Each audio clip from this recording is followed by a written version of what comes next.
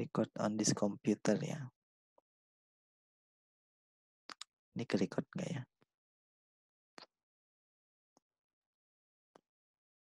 Pengen lihat record. Sudah ke-recordnya di mana? Ada merahnya ini kan. Recording on this computer ya. Sudah ya ke-record. Oke. Jadi sistem kecil yang nanti aplikasinya itu adalah di mikroelektronik, thin film atau lapisan tipis, ada di coating permukaan atau di material-material yang memang perlu bekerja pada suhu rendah. Jadi itu yang aplikasi sistem kecil. Tapi sebetulnya kita pelajari sistem kecil sekarang karena kita ingin belajar mekanismenya atau perilakunya, baru nanti kita terapkan ke sistem yang besar. Karena di sistem kecil lebih mudah dilihatnya. Oke. Nah, selanjutnya adalah contoh elemen yang ada di sistem kecil atau yang menempati sistem kecil tadi itu adalah pengotor misalnya dalam semikonduktor atau pembawa sinyal, atau kalau dalam aliran fluida ada vortex, atau misalnya eksitasi getaran dalam padatan, atau misalnya elemen dari satu komponen dalam rangkaian komputer. Nah, di sini kalian lihat kan fisika statistik sebenarnya bidangnya apa sih gitu. Kalau fisika kuantum kan masalah-masalah kuantum. Kalau fisika zat padat kan tentang bahan-bahan padatan. Kalau fisika statistik di sini ada fluida, di sini juga ada padatan, di sini juga ada rangkaian elektronik, di sini juga ada semikonduktor. Lantas bidangnya apa? Jadi kalian bisa anggap metode fisika statistik itu sama seperti metode di fisika matematika. Jadi dia dipakai di bidang mana aja di dalam fisika. Karena kalian akan temukan analisis fisika statistik itu banyak sekali di dalam berbagai bidang fisika. Mulai dari hal yang paling kecil misalnya, tadi distribusi elektron di dalam padatan, atau sampai ke bintang. Jadi masa hidup bintang atau susunan penyusun bintangnya itu dianalisis dengan fisika statistik juga. Jadi aplikasinya sangat luas. Nah, karena itu mata kuliah fisika statistik ini menjadi wajib di program studi fisika, sama seperti wajibnya fisika zat padat juga di program studi fisika, atau fisika kuantum misalnya, wajib fisika matematika juga. Nah, di sini penerapannya sangat banyak dan kalian akan temui nanti sepanjang pembelajaran contoh-contoh penerapannya di mana saja. Nah, yang ingin kita bahas adalah sistem kecil, tapi kalian juga bisa lihat analoginya di sini sistem besar itu seperti apa. Jadi kalau sistem kecil itu misalnya di sini adalah binatang yang terbang ke sana kemari, tapi ngengat mungkin misalnya contohnya, tapi jumlahnya hanya 2. Di sebelah kanan ini yang sistem kecil jumlahnya hanya 2. Nah, sistem besar jumlah binatangnya yang terbang ke sana kemari ini sangat banyak. Nah, apa perbedaannya? Kalau sistem yang kecil kalian ingin menangkap ngengat ini atau lalat atau nyamuk misalnya, karena terbangnya hanya 2 orang, hanya 2 nyamuk seperti ini, kalian akan kesulitan kan untuk menangkapnya atau memukulnya. Tapi kalau yang terbangnya banyak seperti ini, bergerombol, ini satu kali pukul banyak yang kena. Nah, artinya apa?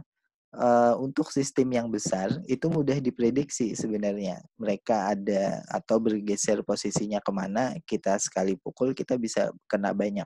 Nah, kalau yang sistem kecil kita sulit memprediksi. Kita pukul di bagian sini, mereka langsung terbang ke arah lain. Enggak, ya, kemungkinan kenanya itu kecil. Nah, dari sini kita bisa tahu bahwa untuk sistem besar, jumlah elemennya banyak, itu kita bisa dengan mudah memprediksi sifat dari sistem tersebut. Atau dibilangnya di sini sifat itu adalah properti. Jadi aku tuliskan langsung. Kalau bahasa Inggris kan pakai Y, ini aku Indonesiakan langsung dengan properti sistem. Nah, tapi properti sistem ini memang dipengaruhi oleh perilaku individu. Nah, itu konsep dasarnya sebenarnya di fisika statistik, bahwa perilaku individu mempengaruhi atau menentukan properti dari sistemnya. Nah, biasanya yang paling gampang nih kalau kalian hubungkan dengan fisika, perilaku individunya itu adalah apakah dia elektron, ataukah dia foton. Kalau dia elektron, maka kita akan menghitungnya berdasarkan statistika Fermi-Dirac misalnya. Kalau dia foton, kita menghitungnya berdasarkan statistika Bose-Einstein. Nah, statistika Fermi-Dirac dan Bose-Einstein itu diturunkan dari konsep fisika statistik ini. Jadi nanti kalian akan ada pertemuan yang khusus membahas statistika tersebut. Nah, itu perilaku individu, karena individu elektron dengan individu foton itu beda. Kemudian ada beberapa konsep dasar yang akan kita bahas, dan di sini aku mulai dengan konsep dasar terkait dengan nilai rata-rata. Nah, nilai rata-rata itu sebenarnya kan bisa kita ketahui dengan menjumlahkan semua nilai dibagi dengan jumlah total nilai tersebut, jumlah item nilainya, itu nilai rata-rata. Tapi ada konsep lain di sini, coba kita lihat. Misalnya ini mulai definisi ya, jadi ada beberapa istilah khusus yang kita gunakan di sini, dan kalian sebenarnya perlu mencatatnya ke websitenya tadi, apa yang dimaksud ini gitu, supaya kalian juga sambil belajar bahwa yang dimaksud sistem itu adalah pelemparan satu koin misalnya contohnya. Jadi kalau aku bicara sistem itu bukan satu koin, bukan satu koinnya ya, tapi sistem itu adalah pelemparan dari satu koin, itu sistem yang kita maksud di sini. Nah, kalau kalian ingin referensi yang ini aku pakai bukunya Stowe.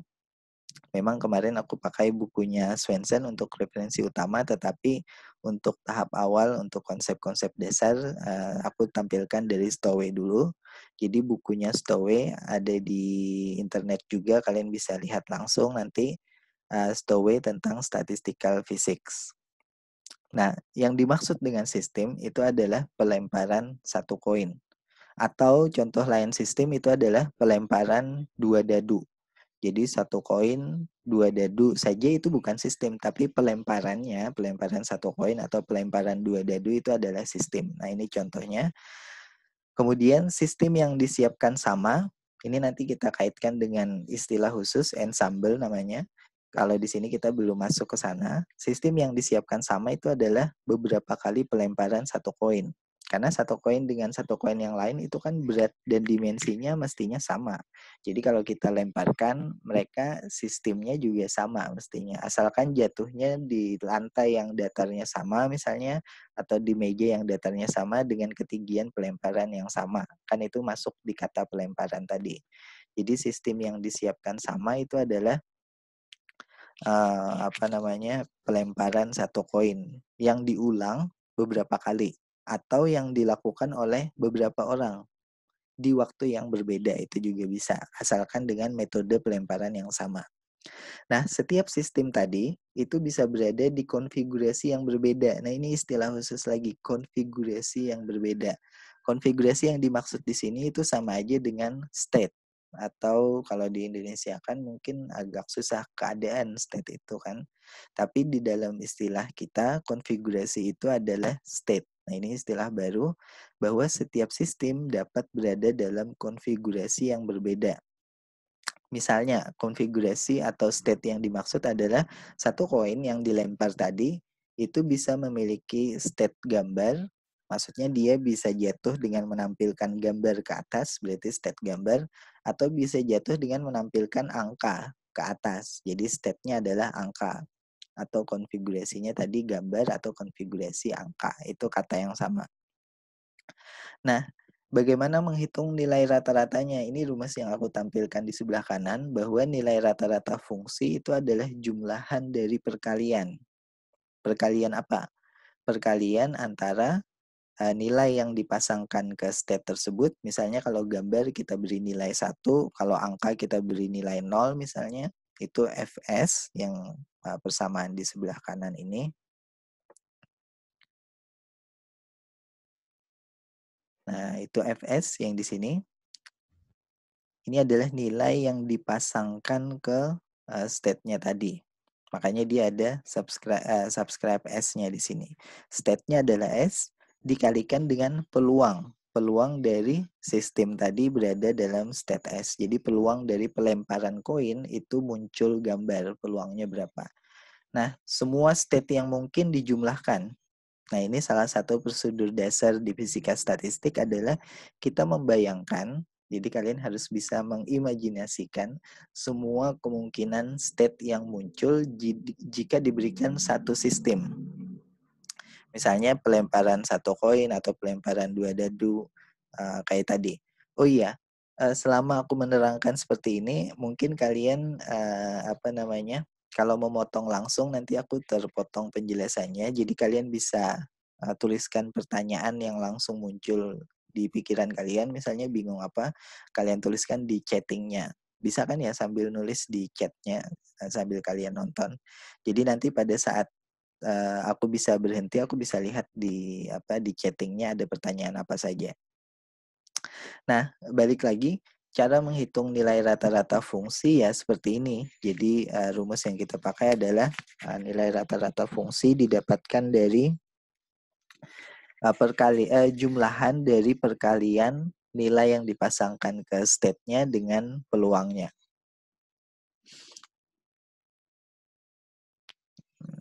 Clear.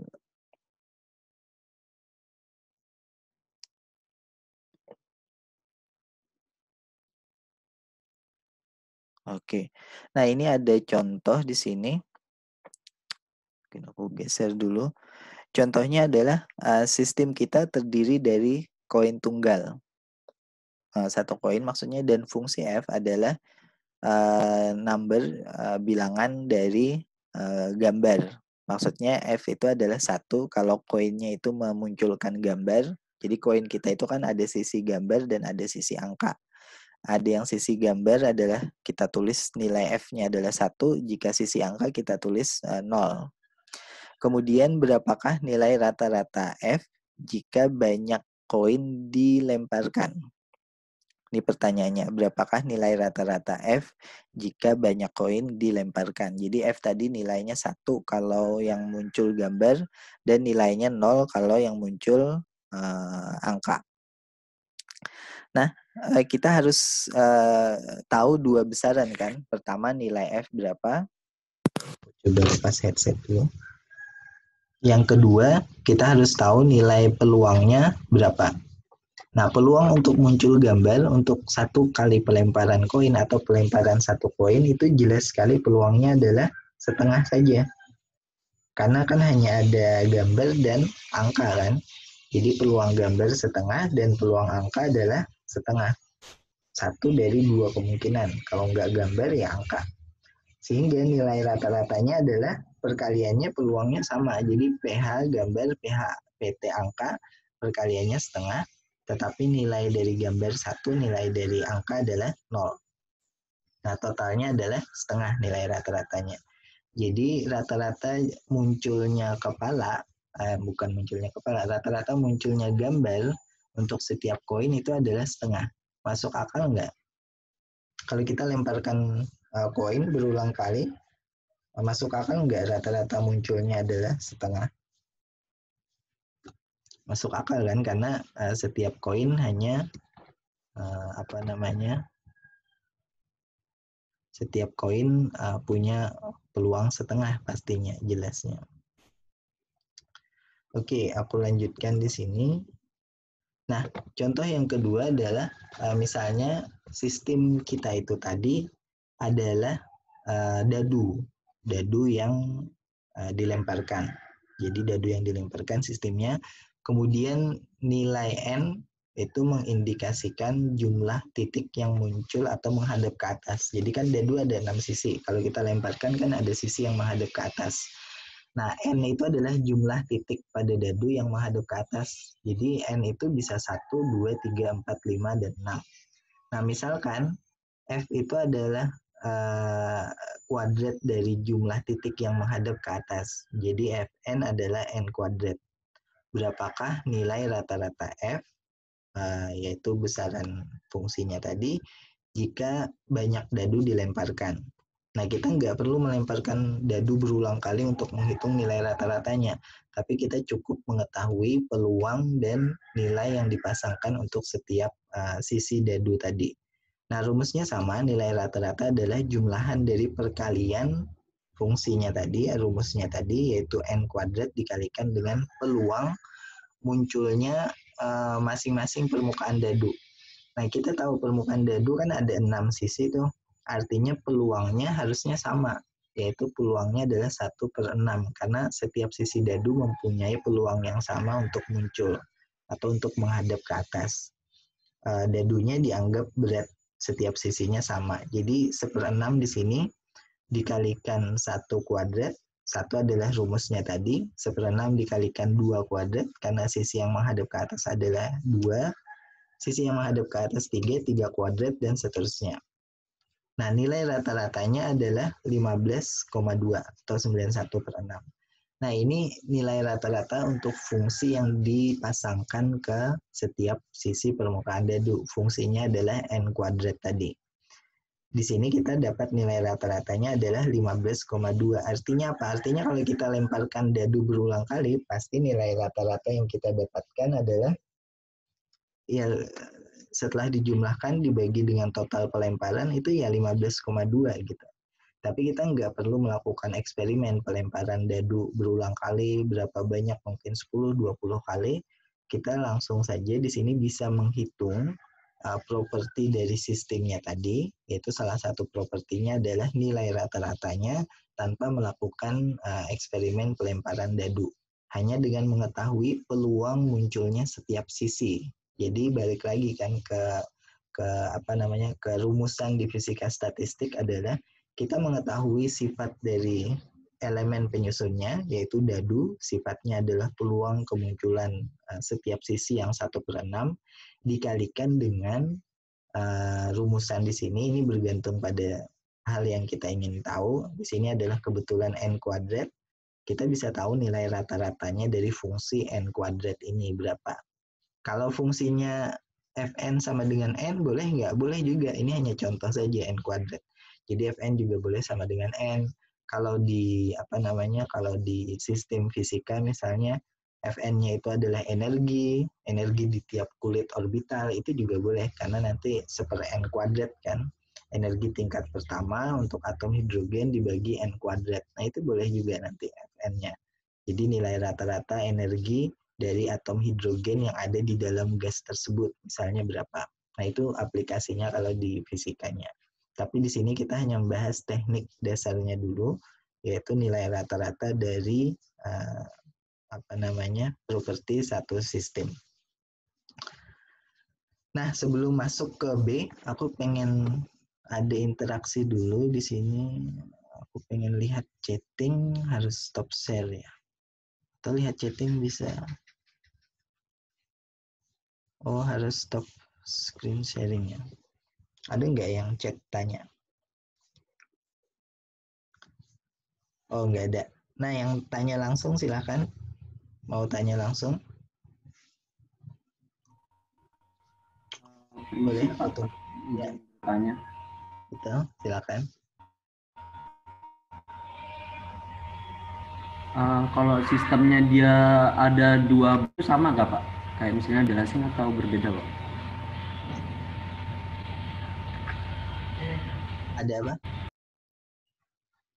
Kurang jelas tadi pertanyaannya. Kalau sistemnya Permisi Pak, mau nanya. Kalau tadi kan contohnya Bapak itu koinnya 1 sama dadunya 1. Kalau dia double gitu Pak atau lebih, misalnya koinnya 2, dadunya 2. Betul. Bisa. Jadi kita punya sistem yang banyak elemen nanti. Jadi habis ini ada sistem yang banyak elemen. Ini contoh awal memang hanya 1 elemen saja. Oke, ada lagi pertanyaan lain, nanti kita lihat yang banyak elemen seperti apa. 1 orang lagi mungkin biar ada interaksinya, nggak satu arah.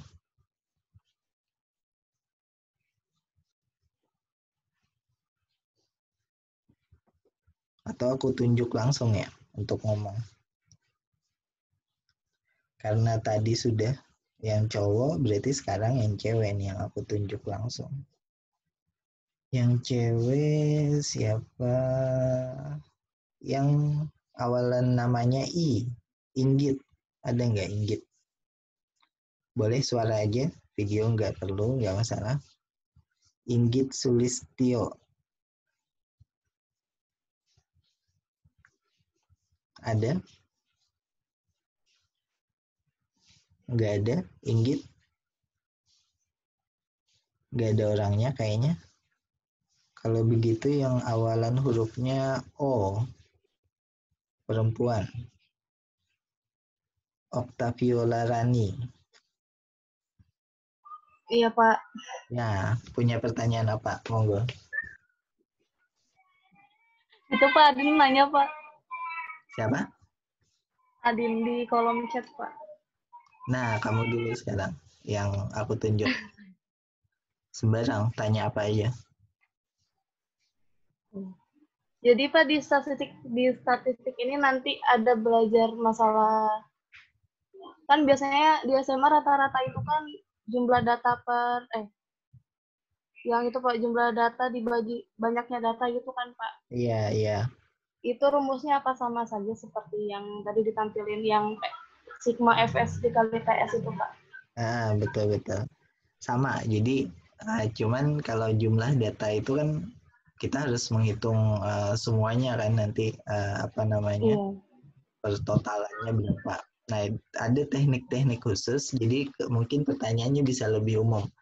Di statistik biasa, yang kalian pelajari mungkin di tahun pertama atau waktu SMA, itu kan ada teknik-teknik untuk menghitung statistik kan, secara statistik gitu. Lantas apa bedanya dengan yang fisika statistik sekarang gitu? Kayak tadi contohnya rumus untuk menghitung rata-rata kan ada sebenarnya.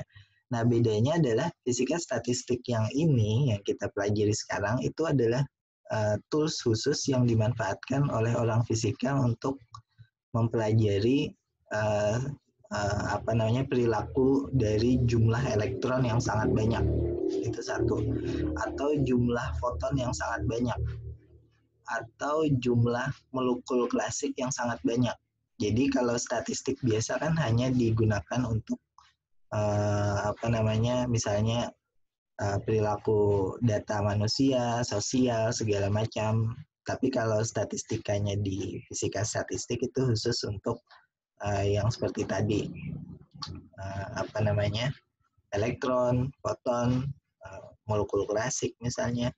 Jadi dia ada rumusan-rumusan tertentu yang tidak ada di statistika umum. Makanya namanya fisika statistik. Oke, ada pertanyaan Al-Muhtadin. Permisi Pak, saya ingin bertanya. Tadi kan Fs nilai yang dipasangkan ke state S ya. Yang soal pertama kan tadi langsung memasukkan 0 dan 1, betul. Kemudian soal kedua nilainya Fs n kuadrat. Berarti Fs-nya udah ditentukankah dari soalnya? Apakah Fs-nya ditentukan dari soal? Tidak. Jawabannya tidak. Fs-nya ditentukan oleh manusia. Orang yang bikin soal. Jadi kita sendiri yang menentukan untuk setiap sistem yang kita teliti nilai Fs-nya berapa. Salah satu contoh yang aku berikan tadi adalah nilai Fs aku tentukan adalah energi dari tingkat energi atom hidrogen, yaitu Fs-nya adalah E tingkat pertama dibagi N kuadrat. Nah, itu nilai Fs-nya. Jadi ketika kita menganalisa sistem, kita sendiri yang menentukan nilai Fs-nya apa, karena kita tertarik untuk mengetahui properti apa gitu.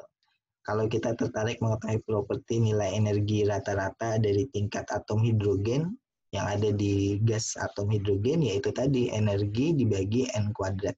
Energi tingkat pertama dibagi N kuadrat. Nah, itu nilai Fs-nya. Jadi ditentukan oleh orang yang bikin soal, bukan soalnya. Atau ditentukan oleh kita peneliti yang sedang meneliti sistem tersebut. Oke, bisa aku lanjutkan ya. Sekarang kalau ada pertanyaan langsung aja di chatting kalian tulis biar nggak lupa. Sementara aku masih menjelaskan materinya. Nah, lanjut sekarang ke B, bagian B. Bisa dilihat kan ya? Aku belum share screen. Sudah kan ya? Sudah share screen. Belum ya? Belum terlihat. Oke, aku share dulu. Ini ya. Ya, sudah. Peluang berbagai konfigurasi. Nah, ini yang ditanyakan tadi, kalau ada beberapa elemen. Misalnya, peluang pelemparan 3 koin kah? Berarti ada 3 elemen, karena 3 koin. Nah, ini definisi lagi ya, kalian yang dimaksud elemen itu apa? Silahkan ditambahkan di web kuliah.itka.ac.id di bagian kamus istilahnya tadi. Elemen itu apa? Peluang pelemparan 3 koin, 3 elemen itu menampilkan 2 gambar dan 1 angka. Mungkinnya kayak gitu kan peluangnya. Nah, yang ditanyakan berapa sih peluangnya kalau 3 koin kita lemparkan muncul 2 gambar dan 1 angka. Nah, misalnya peluang 12 koin berarti 12 elemen, menampilkan 5 gambar, 7 angka. Peluangnya berapa? Nah, cara menghitung peluangnya adalah karena kita butuh untuk nilai rata-rata tadi, peluangnya berapa? Pertama, kita pilih kriteria. Kedua, kita tentukan peluang kriteria itu dipenuhi berapa. Yang ketiga, kita tentukan peluang kriteria tidak dipenuhi berapa. Nah, di sini ada simbol khusus P dan Q. Kalian ingat-ingat, P itu adalah peluang kriterianya dipenuhi, Q itu adalah peluang kriterianya tidak dipenuhi. Nah, kriterianya apa? Coba kita lihat di contoh. Misalnya nih, kita melakukan sistem pelemparan koin. Koinnya, kriterianya adalah pelemparan koin tersebut muncul gambar. Jadi hits kepala di sini aku bilang gambar. Jadi pelemparan koin muncul gambar, itu kriterianya. Nah, peluang kriteria ini dipenuhi tentu karena koin ada 2 sisi adalah setengah. Dan peluang tidak dipenuhi adalah setengah juga. Makanya P-nya, peluang terpenuhi kriteria tersebut adalah setengah, Q-nya adalah setengah. Ini gampang dipahami.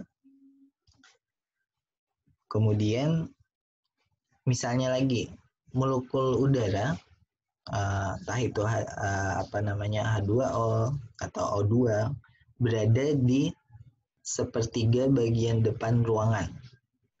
Ingat, kriterianya adalah molekul udara berada di sepertiga bagian depan ruangan.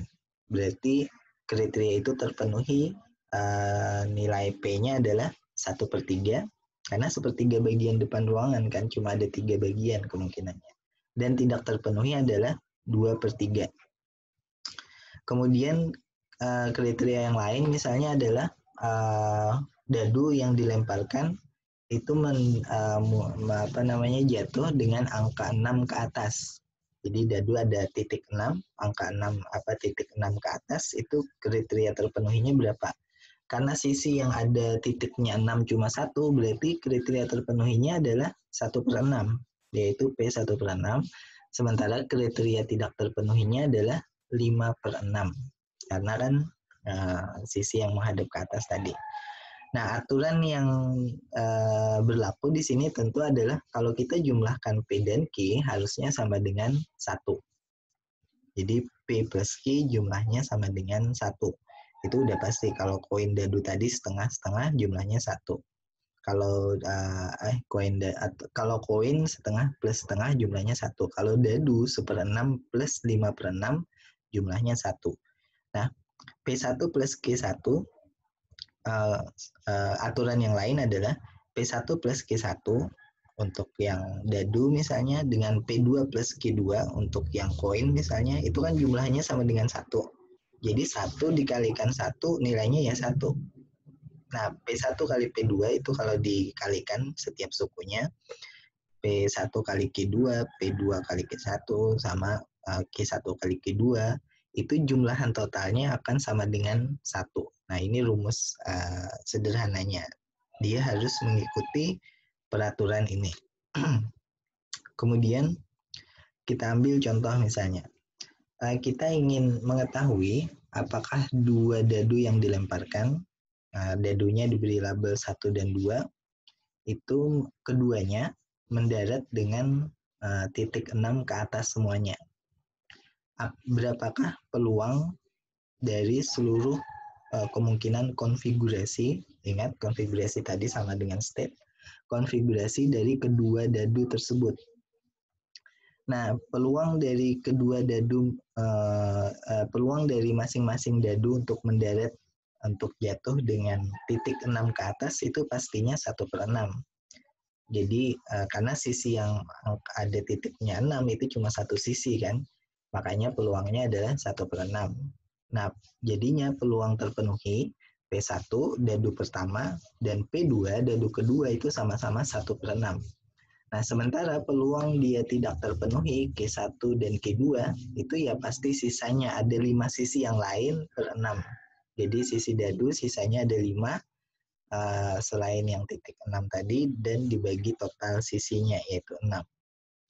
Nah, peluang dari seluruh kemungkinan dari dua dadu yang dilemparkan tadi itu adalah bisa dihitung dari rumusan aturan tadi yaitu P1 plus Q1 dikalikan P2 plus Q2 jumlahnya harus sama dengan 1. Sehingga P1 P2 rumusnya P1 Q2, Q1 P2 dan Q1 Q2. Nah, ini peluang bahwa P1 itu artinya dadu pertama muncul angka 6, P2 dadu kedua muncul angka 6. Jadi kemungkinan yang muncul apa saja? Ini, kedua dadu muncul angka 6, yaitu P1 memenuhi kriteria muncul angka 6, P2 memenuhi kriteria muncul angka 6. Peluangnya berapa? Peluangnya adalah perkalian P1 dan P2, seper36. Nah, peluang yang lain adalah, konfigurasi yang lain adalah satu dadu saja yang muncul angka 6, tetapi dadu kedua tidak muncul angka 6, yaitu P1 kalikan Q2, P1-nya terpenuhi 1/6, dadu kedua karena tidak muncul angka 6 atau titik 6 tadi berarti Q2 tidak terpenuhi. Q kan tidak terpenuhi, P terpenuhi, jadi 1/6 kali 5/6. Nah, totalnya adalah 5/36. Nah, peluang dadu pertama tidak menunjukkan angka 6, tetapi dadu kedua menunjukkan angka 6, itu adalah 5/6 dikalikan 1/6 lagi. Nah, totalnya sama 5/36. Nah, peluang kedua dadu muncul angka 6 adalah Q1 dikalikan Q2, yaitu 5/6 dikalikan 5/6 juga. Nah, hasilnya adalah 25/36.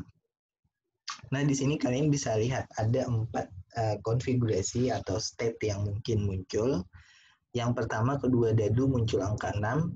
Yang kedua adalah hanya salah satu dadu yang muncul angka 6. Yang ketiga, tidak ada yang muncul angka 6. Nah, aku punya pertanyaan dari sini. Kalau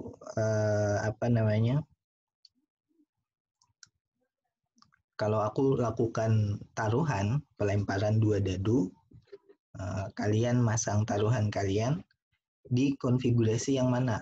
Yang pertama, kedua, ketiga, atau keempat? Oh, aku harus tetap screen sharing ya.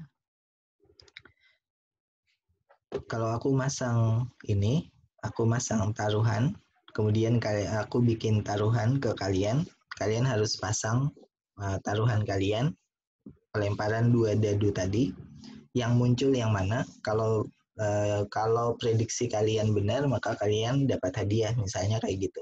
Nah, kalian akan pasang taruhan kalian di konfigurasi mana? Apakah kalian akan pasang taruhan kalian di bahwa kalian bertaruh, sekali aku melempar, nanti muncul di dua dadu angka 6, atau nanti kalian bertaruh, sekali aku melempar, hanya salah satu dadu yang muncul angka 6, atau kalian bertaruh, sekali aku melempar, kedua dadunya tidak muncul angka 6. Nah, kalian pasang taruhan di yang mana? Konfigurasi yang mana? Kalau aku melakukan pelemparan dua dadu. Kalau kalian benar, nanti kalian dapat hadiah kan. Biasanya taruhan kayak gitu kan. Jadi kalau kalian, pada saat aku lempar dadu, jawaban kalian ternyata nggak muncul, berarti kalian kalah. Nah, boleh dijawab langsung aja. Kalian bertaruh yang mana? Kalau saya yang salah satu dadunya angka 6, yang salah satu dadunya bukan angka 6, Pak. Oke, berarti yang ini ya, yang 2 dan 3. Ya, Pak, benar, Pak. Oke, yang lain?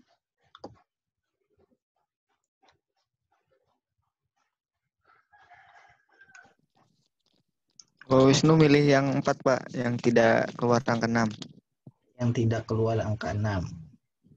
Oke.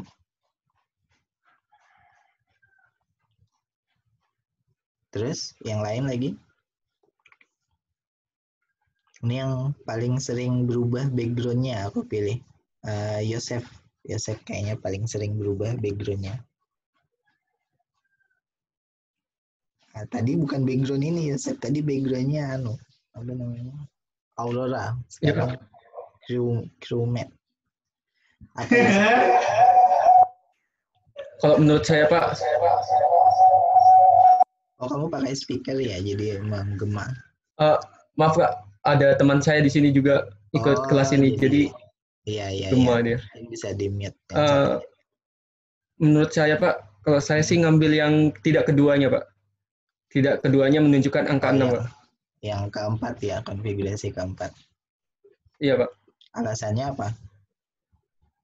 Peluangnya lebih besar, Pak. Ya, peluangnya lebih besar karena yang kalian lihat di sini ini sebenarnya adalah nilai peluang. Oke, terima kasih Yosef. Jadi kalau tadi ada yang milih 5/36, 5/36, ini sebenarnya nilai peluang yang kalian lihat di angka ini.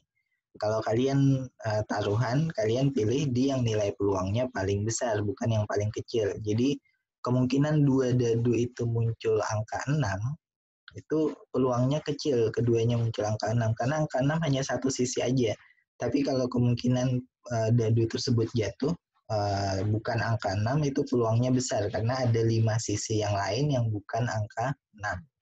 Nah, ditunjukkan di mana kuantifikasinya dari nilai peluang ini. Di sini ada 25/36.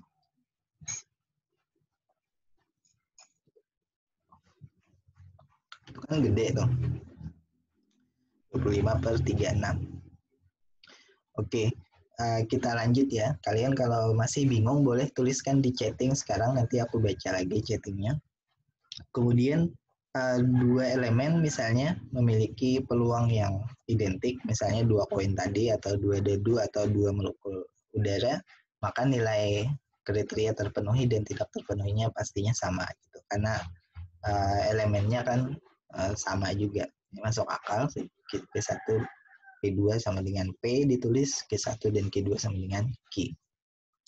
Kemudian untuk peluang berbagai macam konfigurasi, itu bisa dihitung juga sama kayak tadi. Jadi P1 plus Q1, P2 plus Q2. Kemudian ingat P itu terpenuhi, Q itu tidak terpenuhi. 1 itu adalah elemen 1, 2 itu adalah elemen 2. Jadi P1 plus Q1 dikalikan P2 plus Q2 sama dengan, karena dia misalnya elemennya sama, 1 dan 2 sama-sama koin, berarti bisa digabungkan P plus Q kuadrat. Atau nilainya adalah P kuadrat 2PQ plus Q kuadrat sama dengan 1. Jadi P kuadrat itu adalah elemen dadu, 2 dadu tadi sama, misalnya memenuhi kriteria, Q2 tidak memenuhi kriteria keduanya, 2PQ adalah salah satu memenuhi kriteria dan satu dadunya enggak. Nah, katanya koefisien 2 pada persamaan ini itu mengindikasikan bahwa ada 2 cara sebenarnya. Jadi ini salah satu definisi juga dua cara yang konfigurasi ini dapat terjadi. Jadi ada definisi baru yang kalian harus hati-hati memakainya. 2 cara konfigurasi ini dapat terjadi. Caranya apa? Caranya adalah dadu pertama memenuhi kriteria, P1, dadu kedua tidak memenuhi kriteria, Q2, atau dadu kedua memenuhi kriteria, P2, sini dadu kedua memenuhi kriteria, dan dadu pertama tidak memenuhi kriteria atau Q1. Jadi Q tadi kan tidak memenuhi kriteria, P itu memenuhi kriteria. Jadi ada 2 kemungkinan. Nah, 2 kemungkinan ini langsung dijumlahkan di sini sebagai 2PQ tadi. Jadi persis perkalian 2 ini itu adalah konfigurasi yang mungkin muncul, yaitu P keduanya memenuhi, salah satu saja yang memenuhi, atau keduanya tidak memenuhi. Nah, kalau sistemnya 3 elemen, misalnya 3 dadu kah, atau misalnya 3 koin dilemparkan sekaligus, maka konfigurasinya seperti apa? Tentu perkaliannya juga pangkat 3 di sini. Sehingga kalian temukan rumusnya P pangkat 3, kemudian ada, kalau pangkat 3 kan 3P kuadrat Q, 3PQ kuadrat, ini biasa aja. Kemudian Q pangkat 3, ujung akhirnya ini dijumlahkan, karena ini satu semua, P1 plus Q1, ini 1, ini 1, ini 1, perkaliannya tentu sama dengan 1 juga penjumlahannya. Nah, aturan ini mau nggak mau harus dipenuhi karena memang sifatnya seperti ini. Sekarang coba kita lihat masing-masing suku. P pangkat 3 itu maksudnya apa? P pangkat 3 itu adalah ketiga elemennya tadi memenuhi kriteria. Kriteria yang tentu kita tetapkan di awal kan, apakah kriterianya muncul angka 6, apakah kriterianya muncul angka 5, itu kita sendiri yang menetapkan kriterianya. Kemudian suku yang kedua, 3P kuadrat Q itu adalah dua dadu atau 2 koin misalnya memenuhi kriteria, sementara salah satunya tidak, karena Q kan. 3PQ kuadrat salah satunya memenuhi kriteria dan 2-nya tidak, jadi selang-seling. Q pangkat 3 tidak ada yang memenuhi kriteria. Nah, seperti ini berarti yang 3P kuadrat Q yaitu 2 memenuhi kriteria sementara salah satunya tidak, itu apa saja isinya atau cara penyusunannya seperti apa. Misalnya adalah yang memenuhi kriteria dadu pertama dan dadu kedua, dadu ketiga tidak memenuhi kriteria. Yang memenuhi kriteria dadu pertama dan ketiga, dadu kedua tidak memenuhi. Yang memenuhi kriteria bisa lagi 2 dan 3, tapi satunya tidak. Jadi di sini benar-benar ada 3 cara. Makanya muncul angka 3 kan di depan tadi. Jadi muncul angka 3 ini adalah 3 cara penyusunannya. Nah, konfigurasi yang mungkin adalah ini tadi, salah satu memenuhi, 2-nya tidak, atau 2-nya memenuhi, salah satunya tidak. Yaitu ada di suku ini. Peluangnya bagaimana? Peluangnya adalah nilai di tiap suku. Jadi P pangkat 3, 3P kuadrat Q, 3PQ kuadrat plus Q pangkat 3 itu adalah peluang. Jadi ada peluang, ada cara, ada konfigurasi, ada elemen, ada state. State sama dengan konfigurasi. Jadi harap diperhatikan istilah-istilah baru yang bermunculan dengan cepat di sini. Kalau kalian bingung, buka Stowaway dan tuliskan di websitenya di istilah-istilah baru tadi. Nah, peluang n elemen memenuhi kriteria sebenarnya ada rumus faktorialnya. Jadi kita nggak perlu lagi mengalihkan seperti tadi.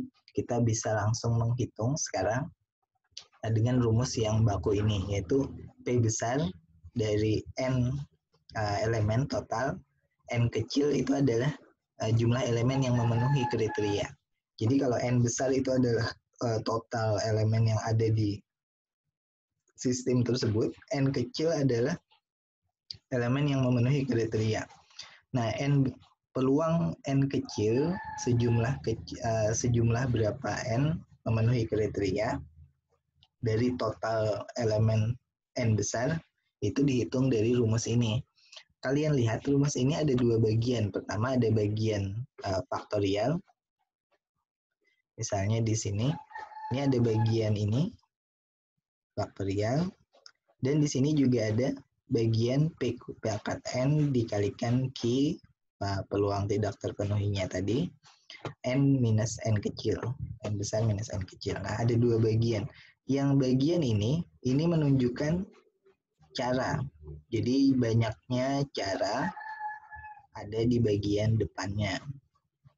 Nah, sementara ini adalah bagian yang menunjukkan peluangnya tadi. Nah, banyaknya cara adalah n faktorial, n besar dibagi n faktorial kecil dikali n min n kecil. Jadi misalnya ada 5 dadu, berapakah kemungkinan atau peluang 2 dadu muncul angka 6. Nah, 2 dadu kan n kecil, jadi n kecilnya 2, sementara n besarnya adalah 5. Nah, peluang 2 dadu memenuhi kriteria yaitu muncul angka 6 dari total 5 dadu yang dilemparkan sekaligus. Kita punya 5 dadu, berapa 2 dadu yang memenuhi kriteria. Nah, karena memenuhi kriterianya adalah muncul angka 6, maka P-nya adalah nilainya tentu 1/6. Nah, Q-nya, nilai Q-nya, Q adalah sebaliknya kan, 5 sisi yang lain per 6. Nah, ini bisa dihitung semua kan, 2 dadu memenuhi kriteria P 1/6 tadi, Q tidak 5/6 dari 5 dadu yang dilempar. Nah, misalnya kita punya koin sekarang. Koin ada 7 koin, berapakah 3 koin yang memenuhi kriteria muncul angka gambar? Dari 7 koin berapa 3 koin? Ini 3 koin berarti N kecil, 7 adalah N besar, jumlah total koin yang dilempar yang memenuhi kriteria muncul gambar. Nah, karena koin 2 sisi jadi gampang. P-nya sama dengan nilai Q, yaitu nilainya adalah 1/2. Ini karena kita membahas koin. Nah, dari sini kalian sudah bisa hitung N besar, N faktorialnya berapa, jumlah caranya berapa, peluangnya untuk setiap cara tersebut muncul berapa. Oke, kalau ini aku lanjutkan. Nah, ini contohnya. Kita bisa lihat misalnya 5 molekul udara ini berada dalam ruang kosong. Jadi ini sangat-sangat ideal. Nggak mungkin ruang kosong hanya ada 5 molekul udara, tapi anggaplah karena ini kita membahas sistem kecil, maka hanya ada 5 molekul udara. Nah, berapakah peluang 2 dari molekul udara itu ada di 1/3 bagian depan ruangan? Nah, ini agak unik kalimatnya. Berapakah peluang 2 dari molekul udara tersebut, dari 5 molekul udara itu, 2 molekulnya berada di 1/3 bagian depan ruangan. Yang ditanyakan yang kedua adalah berapakah banyak cara penyusunan yang berbeda untuk 5 molekul tersebut jika 2-nya ada di bagian depan. Nah, kita nggak perlu coba satu-satu, tapi kita gunakan rumus yang tadi saja. Jadi karena ada 5 molekul, berarti N besarnya harusnya 5. Ini kan N besarnya 5 molekul. Dan karena yang ditanyakan adalah 1/3 bagian depan ruangan, berarti kita tahu ruangannya dibagi 3 kan mestinya. Jadi P-nya adalah 1/3, memenuhi kriteria. Sementara Q-nya adalah 2/3. Nah, sehingga P-nya diketahui, Q-nya diketahui, N besar diketahui, berapakah peluang 2 molekul katanya yang ada di 1/3 bagian depan. Nah, ingat 2 molekulnya berarti 2 itu adalah N kecil. Nah, N kecil kita masukkan semua di persamaan ini, kita ketemu peluangnya adalah 0,33. Sementara jumlah caranya adalah, ingat faktorial yang di depan tadi. Jadi 5 faktorial dibagi 2 faktorial kali 3 faktorial. Ada 10 cara penyusunan. Nah, 10 cara penyusunan itu seperti apa saja. Nanti kalian bisa gambarkan 10 cara penyusunan itu, mungkin ada di sini kan. Tadi berapa molekul? Tadi 2, oh iya 5 molekul. Nah, ini ada 5 molekul nih. Perhatikan yang gambar paling kanan ini ya. Ini ada 5 molekul. 5 molekulnya digambarkan dengan apa? Digambarkan dengan kotak. Jadi kotak ini adalah 1 molekul, maksudnya gitu, bukan ruangan ya. Kotak ini adalah 1 molekul, makanya kotaknya ada 5 molekul. Terus kalau setiap molekul ini ada di 1/3 bagian depan, maka dikasih tanda plus. Ini kalau dia 1/3 bagian depan, dikasih tanda plus. Nah, banyaknya cara adalah tadi seperti hitungan itu adalah 10 cara. Nah, kalau kalian diminta menuliskan 10 cara itu apa saja, maka kalian bikin gambar seperti ini, itu bisa. Ini ada 5 molekul, yang ada di 1/3 bagian depan adalah molekul yang ini dan yang ini. Makanya kalian tulis positif di sini. Atau molekul yang ini dan yang ini yang ada di 1/3 bagian depan. Terus saja semua kemungkinan cara kalian plot di sini. Ini molekul 2 dan 3, molekul ini, dan seterusnya. Dan ini totalnya memang 10 cara. Nah, ini kalau kita mau ribet gambar satu-satu gitu. Tapi kalau kita mau ngitung langsung, bisa dihitung dari dari faktorialnya saja, ada 10 cara tadi. Nah, misalnya kita contoh yang lain sekarang. Misalnya adalah 3 koin dilemparkan. Ingat 3 koin dilemparkan itu adalah sistem. Koinnya adalah elemen.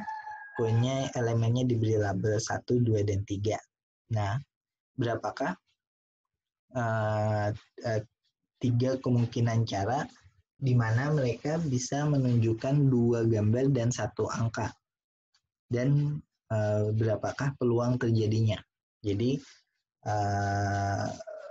peluang terjadinya berapa, kemudian 3 kemungkinan caranya seperti apa, bahwa 2 gambar dan 1 angka. Nah, kalau koinnya jumlahnya hanya 3, kemungkinan caranya berarti yang 3 itu adalah ini, gambar-gambar angka, gambar angka gambar, atau angka gambar-gambar. Nah, urutannya ini menunjukkan koin pertama, kedua, ketiga ya. Jadi koin pertama dan kedua gambar, koin ketiga adalah angka. Nah, ini kalau aku gambarkan sini. Ini koin pertama, kedua gambar, koin ketiga angka. Ini koin pertama gambar, kedua angka, ketiga gambar. Ini koin pertama angka, kedua, ketiga gambar. Nah, dari sini kalian bisa menuliskan 3 caranya seperti apa. 3 cara terjadinya salah satu koin ini mendarat dengan 2 gambar dan 1 angka. Nah, peluangnya adalah yang nilainya tadi. Jadi peluangnya adalah rumus yang tadi, yang yang kita hitung di awal tadi, yaitu 3P kuadrat Q. 3 kali setengah kuadrat kali setengah 3/8. Nah, rumusan ini juga berlaku, ya ingat di awal tadi kita punya, kalau jumlah elemennya banyak sebesar n, maka dia P plus Q pangkat n, berapapun jumlah n-nya harus sama dengan 1. Karena jumlahan totalnya itu kan peluang itu kalau nggak 0, narik sampai 1. Jadi peluang nggak bisa lewat dari 1. Makanya berlaku pula rumus yang sama di sini, bahwa jumlahan total, semua kemungkinan peluang tadi itu harus sama dengan 1. Nah, ini rumus umumnya atau constraint-nya gitu.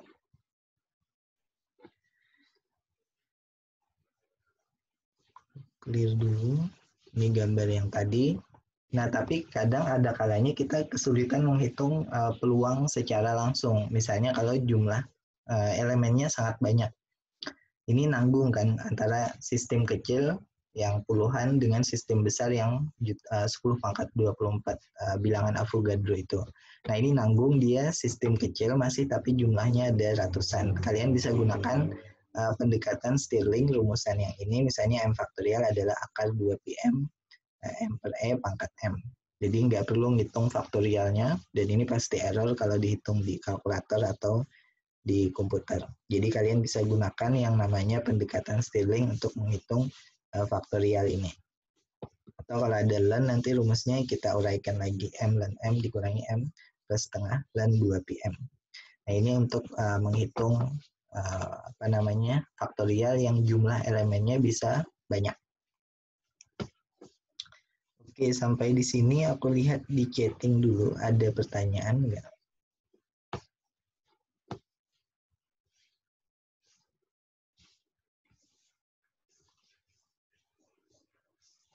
Chatting, nggak ada pertanyaan ya. Oh, yang ini ya pertanyaan dari depan tadi.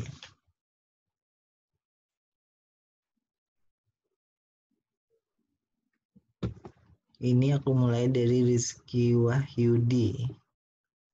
Ingin bertanya terkait contoh soal. Apabila nilai P plus Q tidak sama dengan 1, apakah itu mungkin? Tidak mungkin.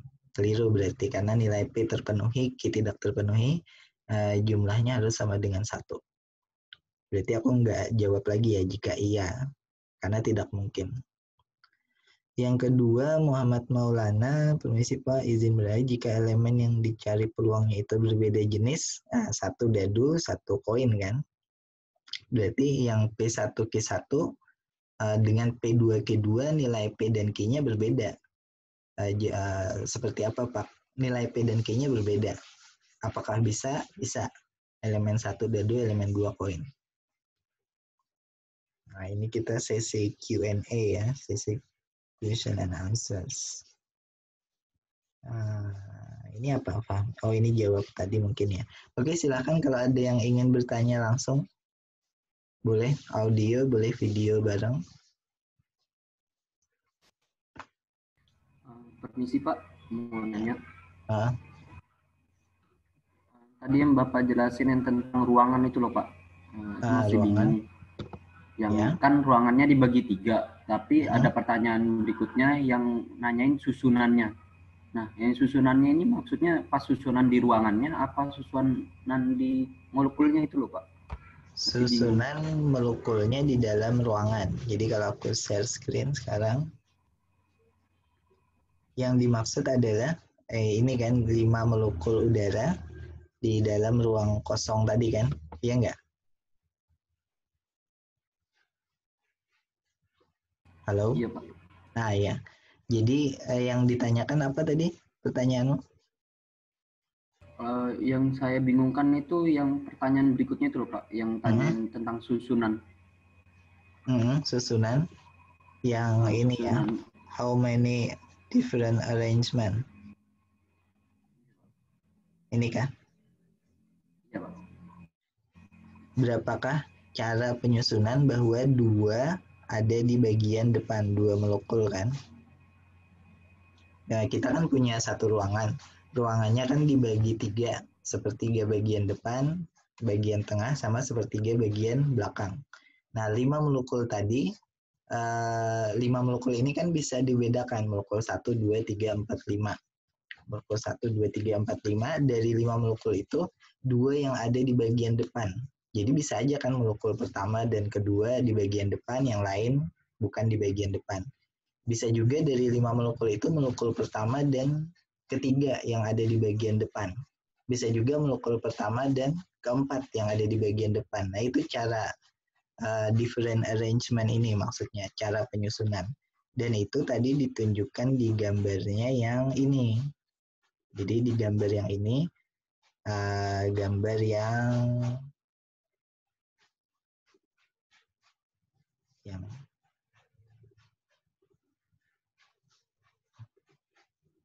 nah yang ini. Ini adalah cara penyusunan 2 different arrangement dari 2 molekul ada di sepertiga bagian depan ruangan. Cara penyusunannya ada berapa banyak? Ada 10 cara. Makanya dideretkan di sini. Cara pertama apa, cara kedua apa, sampai 10 cara. Kemudian ruangannya mana? Ruangannya nggak digambarkan di sini. Cuman kalau molekul tersebut ada di sepertiga bagian depan ruangan, maka ditulis positif. Apa namanya di ini. Di sini juga, nah ini tulis positif.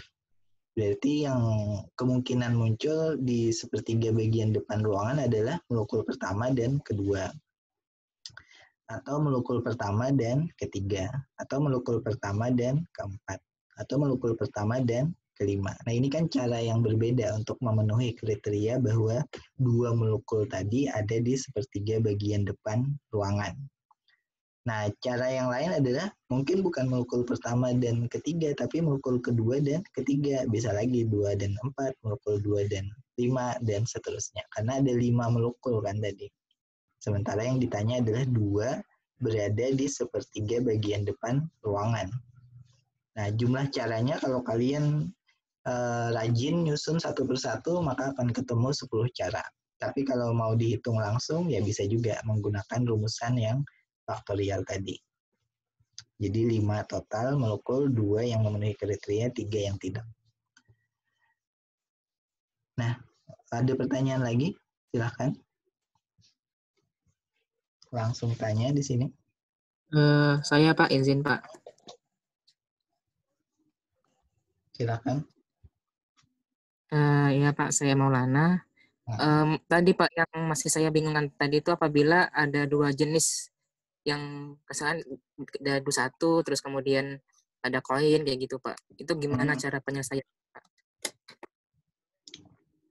Jadi kalau dia 2 jenis, Aku pilih yang mana contohnya misalnya.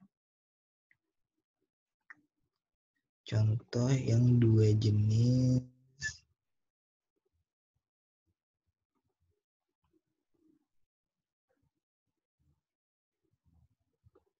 Ada enggak?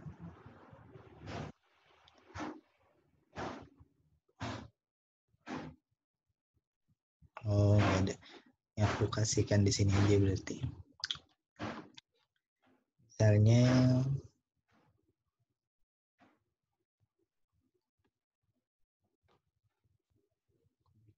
baru. Nah, misalnya kita punya dadu dan koin. Jadi yang satunya adalah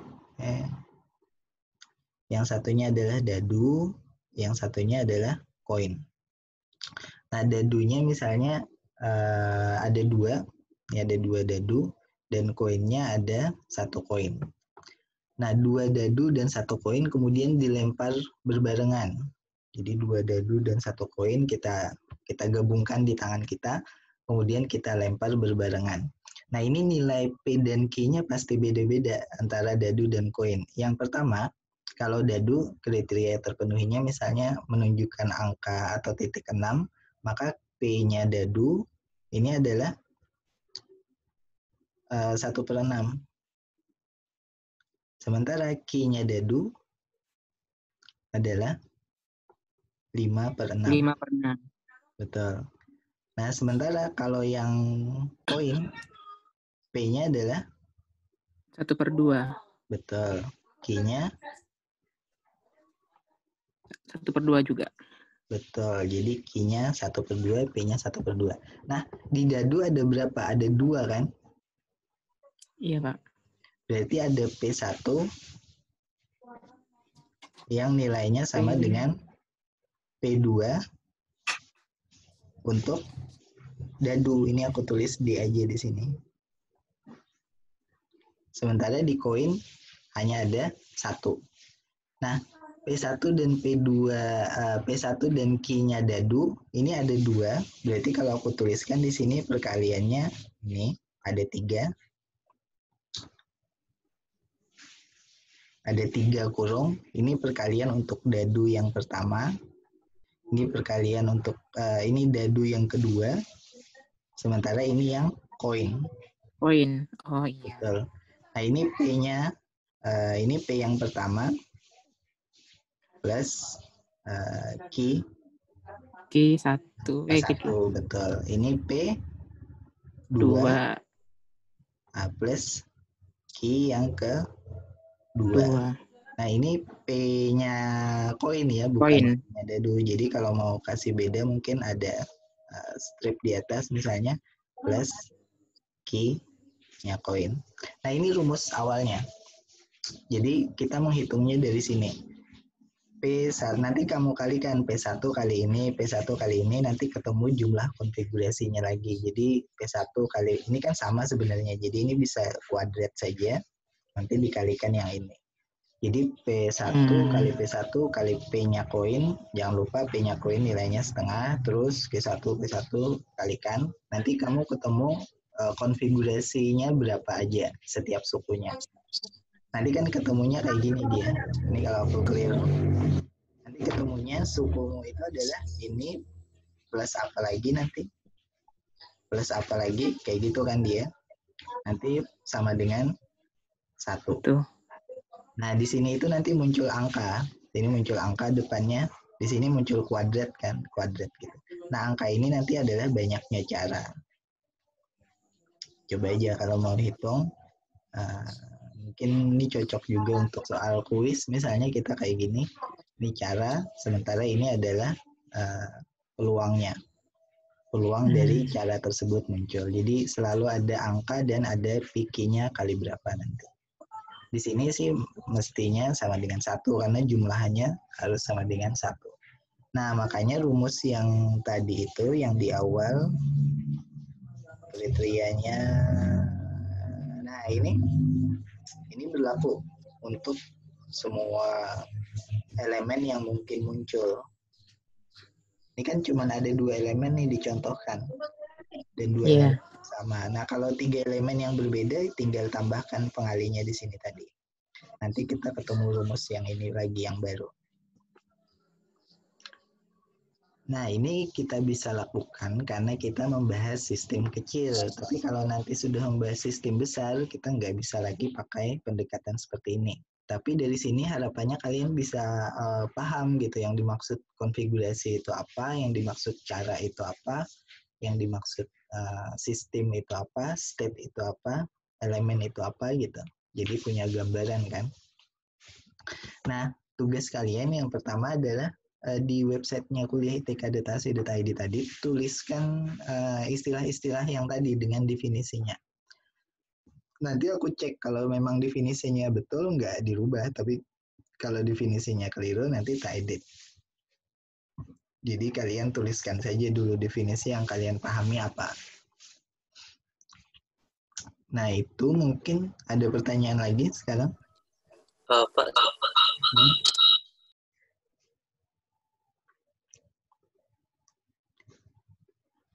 Silakan. Pak, saya mau nanya, Pak. Ya. Jadi kalau misalnya yang di istilah-istilah itu kayak misalnya probabilitas, konfigurasi, seperti itu, Pak? Iya, betul-betul.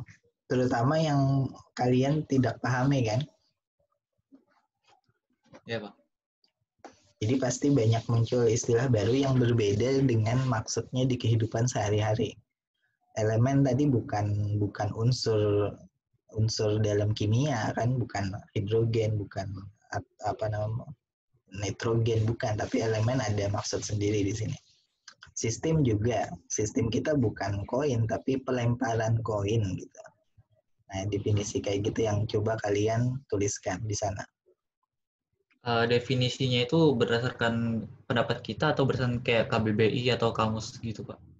Pendapat kalian. Kita nggak pakai KBBI di sini. Karena pasti definisi kita beda dengan KBBI. Ini definisi yang di dalam fisika maksudnya. Jadi yang kalian pahami sekarang, kalaupun keliru nggak masalah, nanti aku edit supaya betul. Yang penting kalian tuliskan dulu. Oke, ada pertanyaan? Baik, Pak. Yosep mana ini? Nggak kelihatan. Kayaknya background-nya paling seru punya Yosep soalnya. Ada, oke, aman ya. Kalian di mana sekarang tinggal?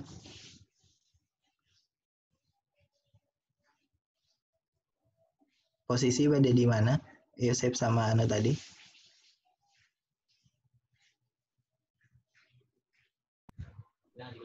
Saya, Pak. Iya, tinggal di mana sekarang? Kalau saya di kos kilometer 15, Pak. Oh, tetap di kilometer 15 ya. Iya, Pak. Oke. Oke, mungkin cukup dulu ya untuk hari ini. Insya Allah kita ketemu besok lagi, kita masuk ke sistem yang besar. Jadi bahasanya sudah beda. Nanti sama lewat Zoom saja mungkin sekarang bisa lebih efektif. Karena BBB aku trouble tadi. Nanti linknya aku kasihkan lagi di kuliah.itk.ac.id. Oke. Bertanya, Pak? Iya. Jadinya untuk selanjutnya itu besok sesi 2 atau Kamis sesi 4, Pak? Iya ya, kita berubah. Kamis sesi 4 ya tadi. Iya, Kamis sesi 4. Bukan besok berarti. Iya, Pak. Makasih. Jadi kita Kamis sesi 4, insya Allah ketemu lagi. Nanti aku taruh linknya di kuliah.itk.ac.id. Oke, ada pertanyaan lagi terkait dengan sistem perkuliahannya? Tidak ada? Oke, kalau tidak ada, aku cukupkan sampai di sini ya. Terima kasih. Assalamualaikum warahmatullahi wabarakatuh. Pak, saya mau bertanya. Waalaikumsalam. Makasih, Pak.